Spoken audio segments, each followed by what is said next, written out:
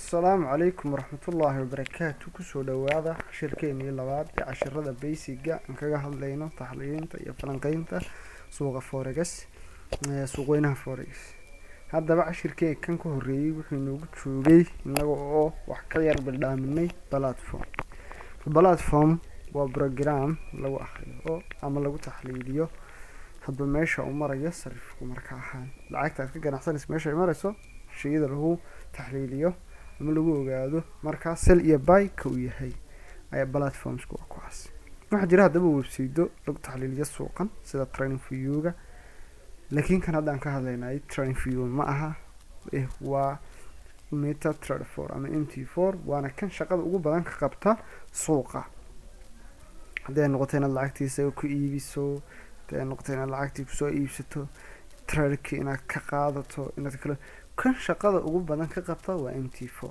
TradingView kaliya wuxuu leeyahay taxliilin ama suuqiibad ku falanqeynaysa ninkan maanta ka hadlaynay waa MT4 MT4 waa platform kan waana platform kan waxaad ka helaysaa Play Store ka soo kala App Store ka waad ka helaysaa waa program markaad la soo degto wuxuu ku fasaxayaa waran inaad ka furato demo account ama account fake ah oo inta aad wax barashada ku jirto aqoontaada iyo cilmigaaga ku sii tijaabin karto inaad noqoto qof wax ka soo bixi kara oo suuqan ka shaqeysan kara inta aadan leeyman lacagtaada real-ka wuxuu kuu furayaa account fake ah sidoo kale waa isla platform-ka aad real money-ga ku shaqeynayso marka user iyo password ba broker-radu kala duwan yihiin broker-ka aad markaa isticmaalaysaa waa user iyo password ku siinaya kadib waxaad gashanaysaa platform kan MT4 ka ah broker-kaagii user-kaaga isla kaad ku shaqeynaysana waa MetaTrader 4 kan marka MT4 kan waa Play Store ka soo degaysaa sawirkiisa oo soo dhigay halkan Play Store marka ku qorto MetaTrader 4 isagoo sidana uu ku soo baxaya kadib soo dejiso install gareyso demo account open install marka sameyso open demo account halka demo account ka furo platformka MT4 ka sidoo kale waxa gudihiisa ku jira dhammaan lacagaha kala duwan ee wadamada kala duwan iyagoo isku socda laba sida halkan idinka muuqata waxa halkan ku jira GBP/USD waa Great Britain pound-ki ama lacagta Ingiriiska iyo lacagta Mareykanka strategy sidan ay laba isku socdaan USD CAD saas lacagahan isku socdaana waa lacagihii la isku bedelay marka aad taxliiliso suuqa ama aad tegto TradingView-ga ama MT4 ka aad labada ka rabto ka soo taxliiliso suuqii taxliilkiisa soo dhameysato kadib waxaad imanaysaa lacagihii aad taxliilisay tusaale waxaad soo taxliilisay GBP/USD baad marka soo dhameystirto sell iyo buy tii ku soo baxday baad soo qaadatay kadib waxaad galaysaa GBP/USD new order baad odhanaysaa sell iyo buy kii taxliilkaagu ku siiyay baad u gelinaysaa waa maxay daba sell iyo buy waxaan ku sell iyo buy yaad manjida u gelinaysaa ma kurtama Soomaalihan waxay noqonaysaa iibi ama iibso sell iyo buy sidoo kale luqadda sarifka marka aan Soomaali ahaan ku hadlayno waxay noqonaysaa gacanta hore iyo gacanta dambe xoogaa timing error ba ku jira qoraalkan degdeg ahaan ma ku qoray marka wala fahmayaa sida kale marka gacanta hore iyo gacanta dambe ayay noqonaysaa halka sell iyo buy waan isla fahmay صح goormaan buy dhahaynaa ama goormaan sell dhahaynaa waxaan sell dhahaynaa marka qiimuhu lacagtu hoos joogo isla markaana aan ka filayno inuu kor aado tusaale lacag baa hoos joogta sida hadda halkan iga muuqato kale lacagtaasi hoos bay joogtay halka markay gaadhay kor bay u noqonaysaa Soomaa markaasoo kale ayaa buy la odhanayaa waxaan sell odhanaynaa qiimuhu marka uu kor joogo aan ka filayno inuu hoos soo noqdo sida halkaas marka uu joogay oo kale oo hoos u soo noqday markaasaan sell iyo buy-na odhanaynaa haddaba waxaan ka faa'iideynaa in tabiib ama inta dhaqaaq ee uu suuqu sameeyo oo lagu dhiftay lot size-ka aad ku gashay wad isweydiinaysaa waa maxay lot size waan sharaxaynaa iyaga laftooda waxa ay yihiin waa maxay beeb iyo lot size beeb waa dhaqaaqa ay lacagtu sameyso ama inta jeer ee qiimaha lacagta ay isbedelo ayaa la yidhaahdaa b. lodkuna waxa weeye ka go-aamiye faa-iidada ama khasaaraha aada ku tala gashay. sida sawirka halkan niga muuqda waxaa la yidhaha lot size, waa waxa halkaa ku jira. iminka halkaa 80 baa ku qoran, laakiin tusaaleynu soo qaadanayna. akoonkaaga waxaa kugu jirta lacag 100 ah, trade baad heshay GBP USD ah, waxaan u galaysaa buy. lacagtan maadaama buy u galayso, waxaad ka faa-iideysaa buygaadii bay kuu noqotay, waxaad ka faa-iiday 30 biib oo buy ah ayaa take profit ku ahayd.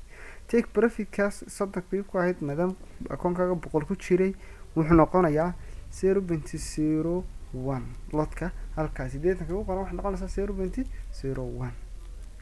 kadib 30 biib waxaad ka faa-iideysaa $3. haddii aad khasarto stop loss ka tagtana waxaad ku khasaaraysaa isla $3 hadduu 30 biib ahaa stop loss ka. haddaba waa maxay stop loss? waa maxay se TP? halkan ku sharaxayna sida sawirkan nooga muuqata labada khaanadood midna SL ku qoran tahay midna TP ku qoran tahay. waa labada khaanadood ee la kala geliyay labada tiro ee stop loss ka iyo TP. TP waa tiro cayiman oo ku xadidaysa faa-iidada aad ka rabto trade-ka ama lacagta markaad ka ganacsanayso, oo marka uu suuqu gaadho nambaradii aad dooratay si automatically ah isaga isku xiraya faa-iidadaadiiba kugu xidhaya. tusaale marka trade-kii sell tiri ama buy baa tiri GBP USD aan tusaale usoo wadanay, halkaa waxaad ku qoratay tiradii aad u baahnayd ama meeshii 30 biib kugu qiyaasnay. mar alleen markuu suuqu tiradaa gaadho, akoonkaagii lacagtii aad faa-iiday way ku xidhmaysaa. haddii uu ku khasaariyana lacagta aad khasaaraha gashatay sidoo kale waa tirada xadidan oo khasaaraha ayay suuqa u xadidaysa. 20 biib baad khasaaraha qoratay, 20 biib halkaasaad ku qoranaysaa, kadib wuu ku xirayaa iyadana sidaasuu kuugu xirayaa. haddaynu isla fahanay TP iyo stop loss, waxaan ka hadlaynaa waa platformka MetaTrader 4 programyada ku dhac gudihiisa ku jira market execution iyo pending order baan iman. pending order-kii horta marka ugu horeysa lacagta aad soo taxliilsato waxaa jira laba qaab oo aad soo ku galayso. mid taxliilkaagii isla markaa aad taxliilisay wuxuu kuu sheegay inay lacagtan isla imikadan isla haddan la joogo selta. sidaa daraadeed suuqa markaa soo gasho sel qalayla odhanaysa ama buy qalayla. midkii markaa aad soo midna waa qiime aad maxaan jeedaayay qiime aad isla markaa geli karin. typing error badan baa ku jira qoraalka, xoogaa waan sixi doonaa insha allah.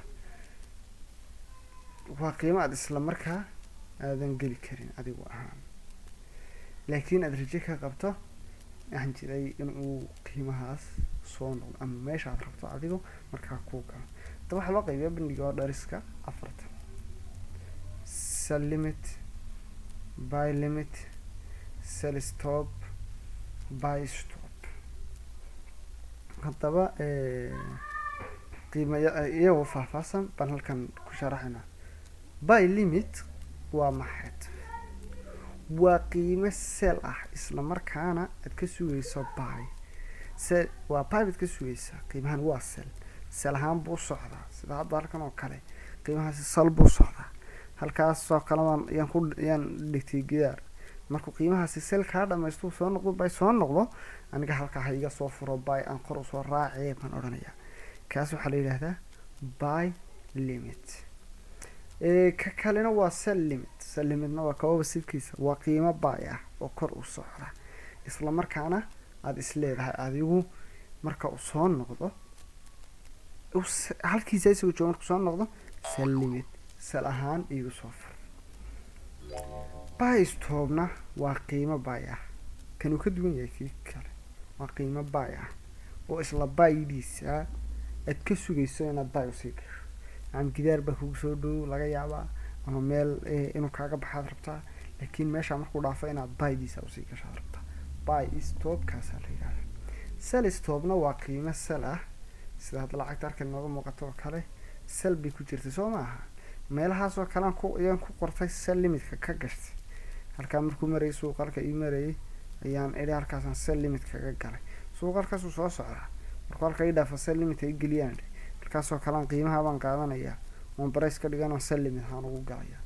kadib markuu halkaas u gaadho suuqii sell buu ii furayaa, sell way furayaa markaynu ka hadlayno sell stopka saasay kala yihiin afartaasi iyaguna insha allahu wixii MetaTrader ku siiyey waan sharaxay intaasina inoogu yihiin cashirada xiga waan ku sharxi doonaa taxliilinta saxda ah ee suuqan inagoo guda galayna inaan dib istaagno xabad taxliilinta iyo falanqaynta suuqan min bilow ilaa dhammaan cashiradan labadaas cashir bay ahaayeen basic aan ku duubay.